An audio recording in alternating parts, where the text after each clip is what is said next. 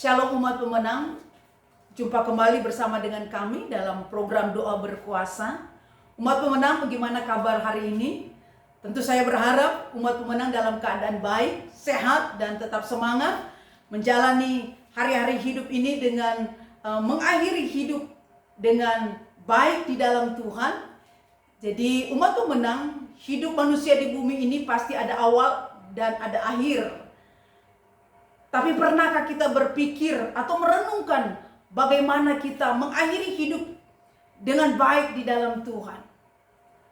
Ada yang mengatakan segala sesuatu yang dimulai dengan baik pasti akan berakhir dengan baik juga.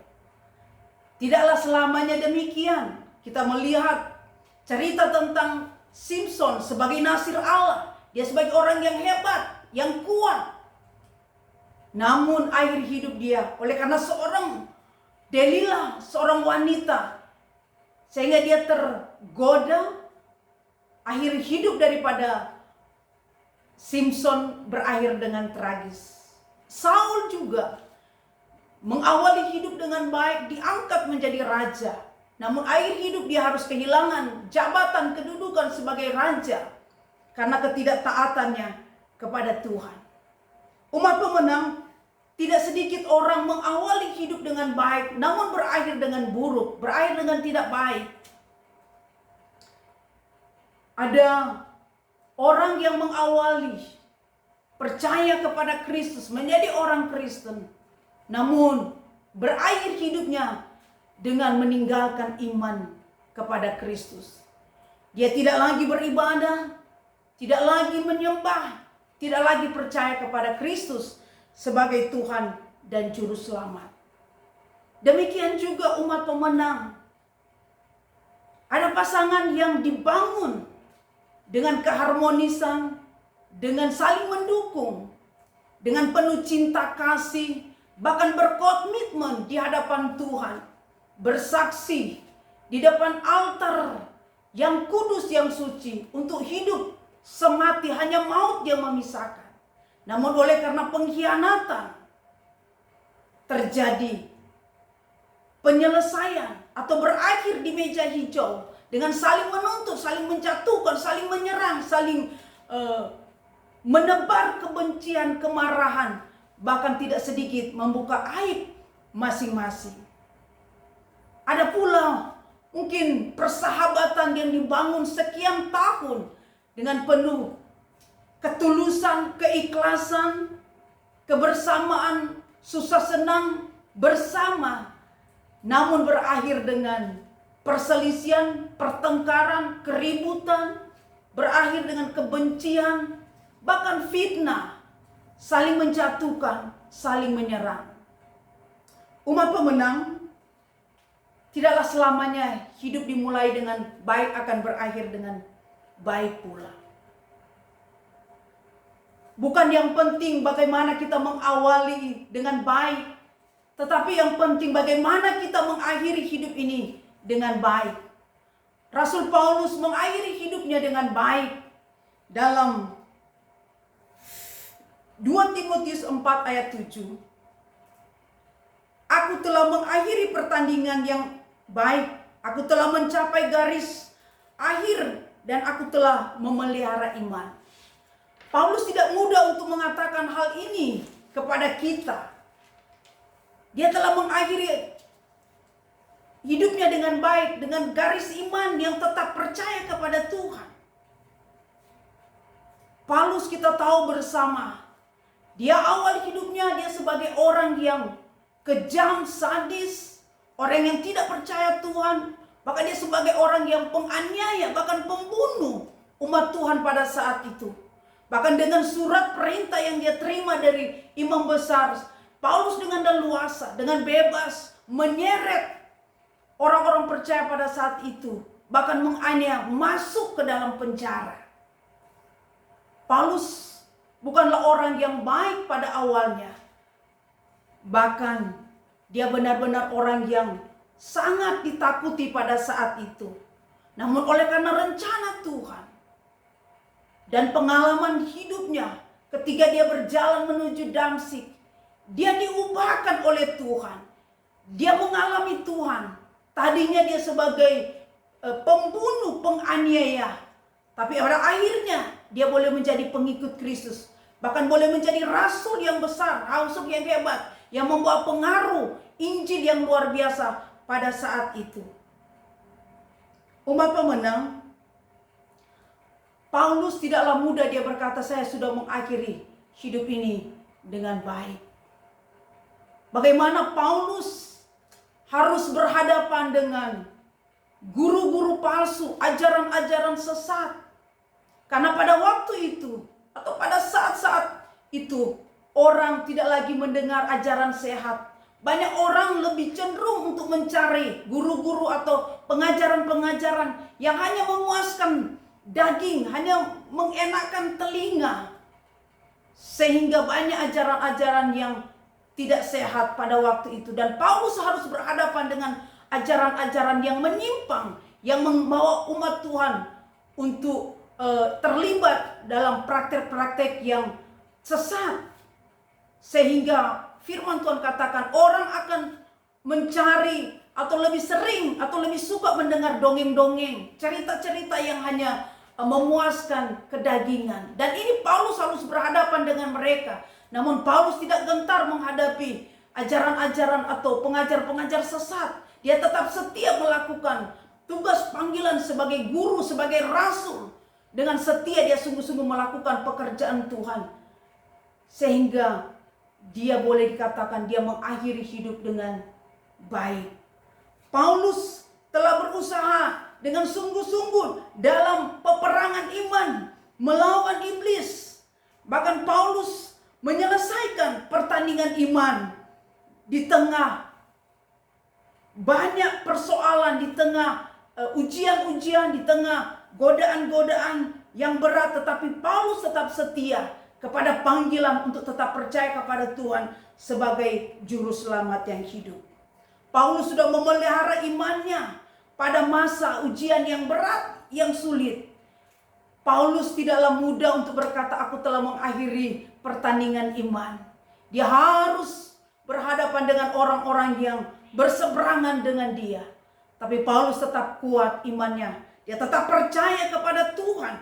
Dia tidak meninggalkan iman sekalipun dia mengalami siksaan, dia mengalami beban-beban berat, mengalami tekanan-tekanan, penganiayaan. Bahkan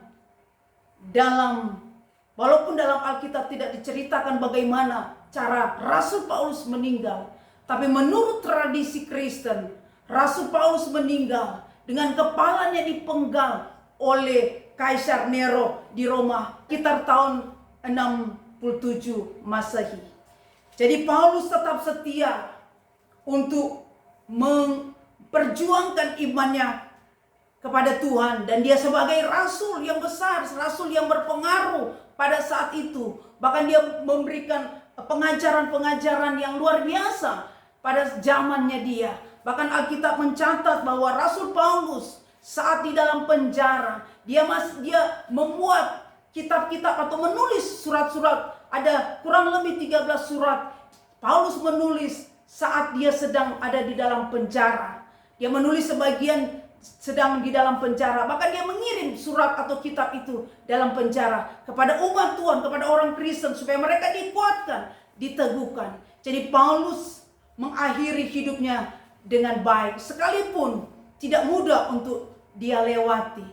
Umat pemenang, tidaklah penting bagaimana kita mengawali hidup ini, tetapi yang penting adalah bagaimana kita mengakhiri hidup dengan baik. Mungkin kita pernah gagal, mungkin kita pernah jatuh, mungkin kita brengsek, mungkin kita berantakan, mungkin hidup kita hancur, dan sebagainya dan sebagainya. Itu tidak penting bagi Tuhan, tapi bagaimana kita akan mengakhiri hidup ini dengan menjadi orang yang menjadi berkat, bukan menjadi batu sandungan, tapi menjadi orang-orang pemenang, bahkan lebih daripada pemenang.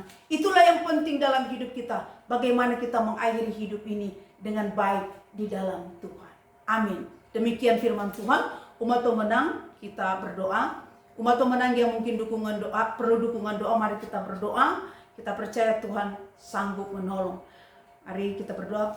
Tuhan, kami bersyukur kami sudah mendengar firman Tuhan, bagaimana kami harus mengakhiri hidup ini dengan baik. Bukan langkah awal yang menentukan, tapi langkah akhir yang menentukan hidup kami. Tuhan, jikalau mungkin kami selama ini merasa diri kami orang yang berdosa, merasa diri kami orang yang paling banyak melakukan kejahatan, sehingga kami tidak menjalani atau tidak menghargai hidup kami, bagaimana kami harus mengakhiri hidup sehingga kami masa bodoh dengan kehidupan kami. Ampuni kami Tuhan, biar lewat firman ini kami boleh diubahkan Tuhan, supaya kami sekalipun mungkin kami pernah gagal, sekalipun masa lalu kami pahit, mungkin kami hidup dalam dosa, tapi biarlah kami memulai hidup kami ini, menjalani hidup kami untuk kami akhiri dengan baik bersama dengan Tuhan. Tidak ada alasan untuk kami tidak berbalik kepada Tuhan, karena Tuhan tidak melihat masa lalu kami, Tuhan tidak melihat apa yang sudah kami lakukan, tapi Tuhan melihat